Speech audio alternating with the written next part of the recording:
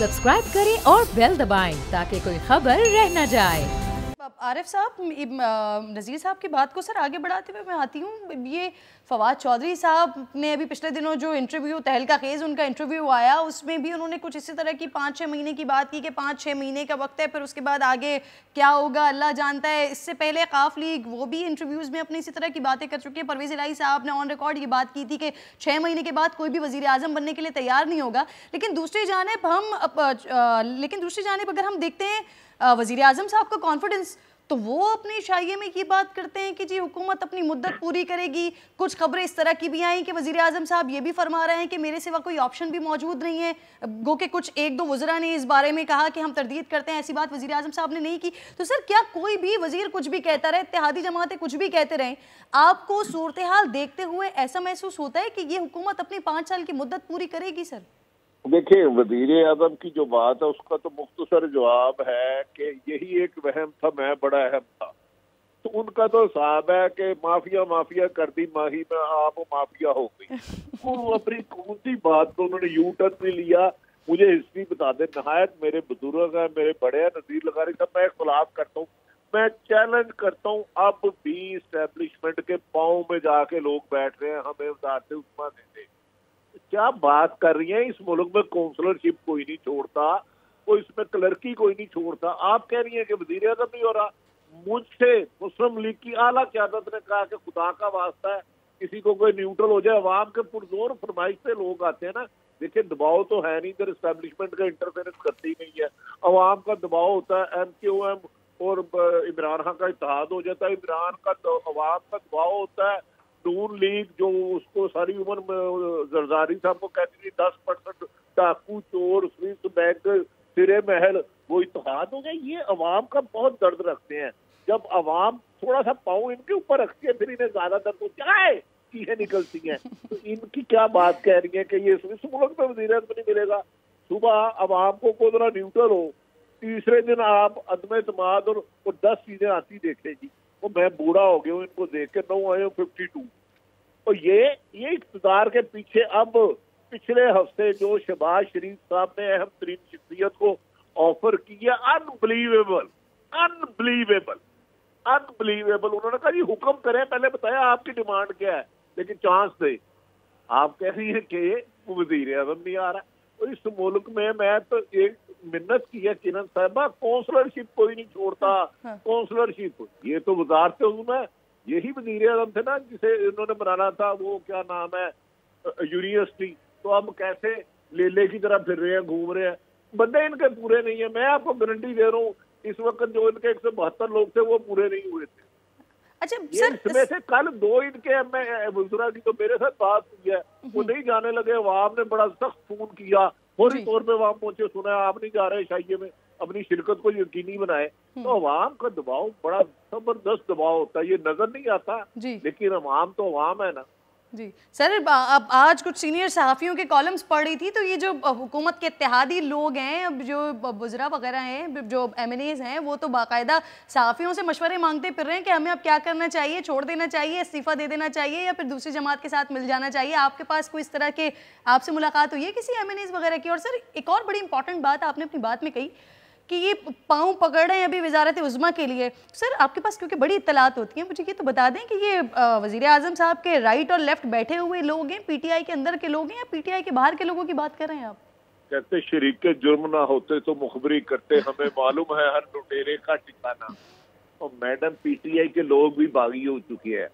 वो जो पिंडी का राजा नहीं है जो हर हुकूमत में चले जाता है, राजा बिशारत, वो लाइन लग के 2 जमातों के साथ इस वक्त कर रहा है। भाई, अगर आपके लिए आपको अवाम की सपोर्ट मिले तो मुझे भी शामिल कर लेना।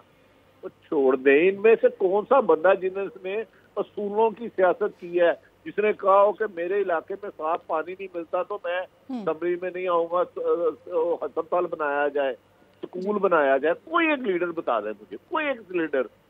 इधर ये नवाज शरीफ स्टैंड लेंगे, वो कमाल बात कर रही है।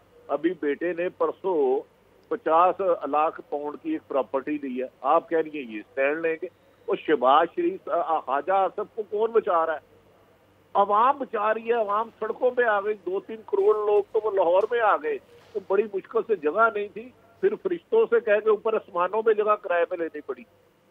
तो मैं किरण आप ये भूल जाए, हाँ जब अवाम ने दबाव डाला, सुबह चाहेंगे इमरान खान को भेजना इशू नहीं है, वो कह रहे हैं लाएं किसको, क्योंकि पीपल्स पार्टी और नून लीग की दोनों की सीटें मिला के सिर्फ 136 सीटें बन रही है। उसके लिए इनको 40-50 सीटें और चाहिए, 10 जमातों को खड़ा करेंगे, फिर खड्डा हो जाएगा वजीर आज़म मेरा, स्पीकर मेरा, वजीर दाखिला मेरा, फॉरेन मिनिस्टर मेरा, ये मेरा।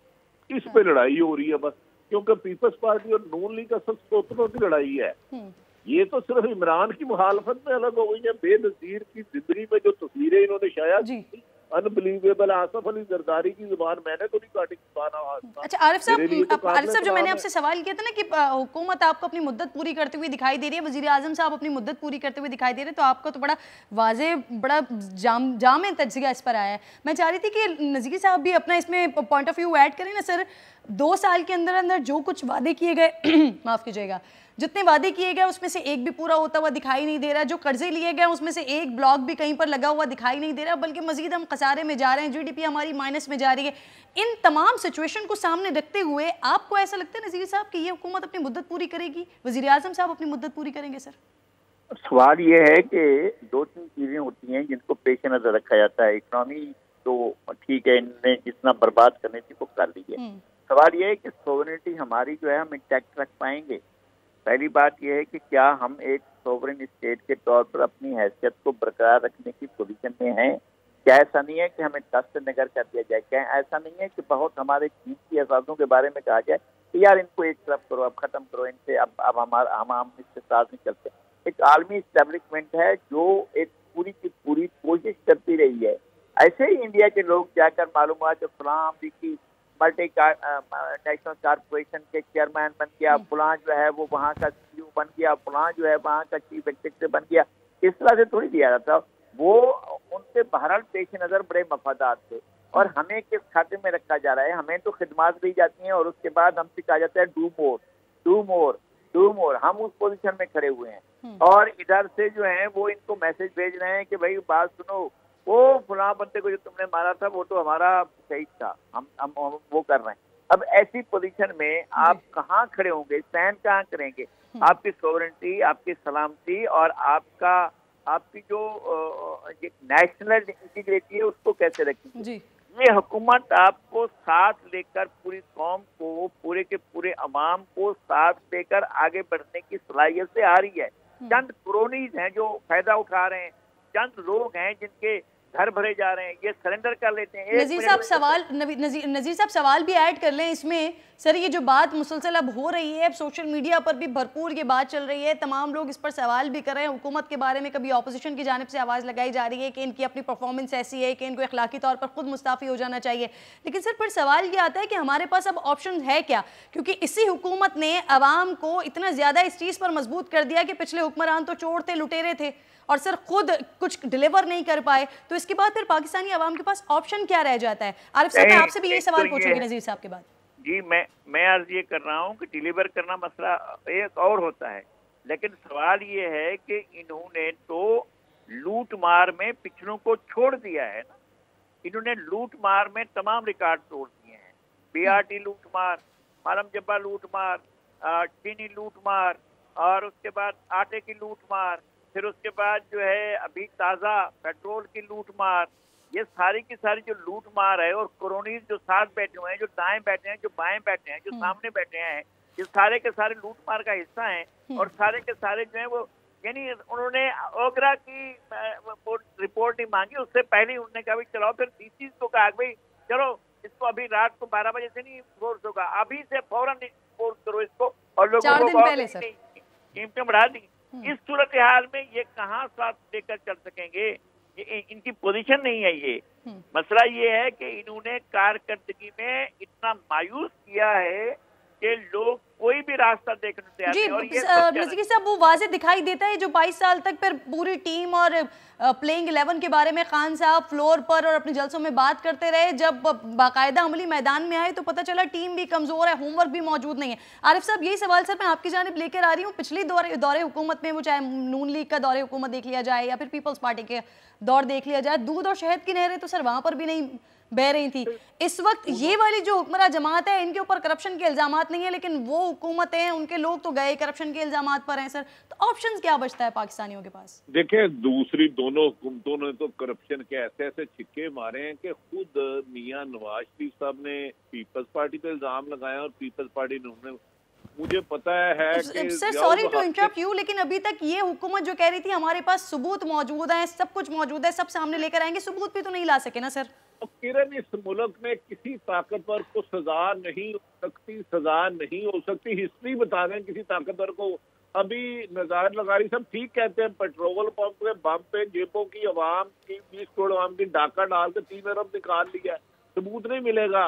मेरे सामने लाहौर में सैकड़ों लोग खरबपति हुए हैं। एक बंदा MP है, 2 दफा वजीर है, बस 2007 में मोटरसाइकिल का पेट्रोल के पैसे मेरे उधार अभी तक वापस नहीं किए। अब वो इस वक्त 4 कनाल की कोठी में रहता है। अब मुझे आप कहेंगे कि मैं सबूत कहाँ से लाऊं? और भाई, करप्शन की रसीद नहीं होती। जरदारी साहब की 5 साल हुकूमत रही, वो आपको पता है अवाम की बड़ी मजबूरी थी, अवाम से एग्रीमेंट किया था परवेज कियानी था, वो अवाम के दबाव में उनसे क्या, जियाउल हक ने अवाम के दबाव पे जियाउल हक को, नवाज शरीफ को गोद में लिया। मैं और आप भट्टी साहब, आप नज़ीर लगारी साहब, आप 30 साल के सीनियर तज्जिया निगार, अगर इस तरह की बात करें तो अंदाज़ा होता है कि अवाम किस तरफ अब मायूसी की तरफ जा रही है, कि हमारे पास कोई ऑप्शन ही फिलहाल दिखाई नहीं दे रहा। बहुत बहुत शुक्रिया आप दोनों का। अपने सब्सक्राइब करें और बेल दबाएं ताकि कोई खबर रह न जाए।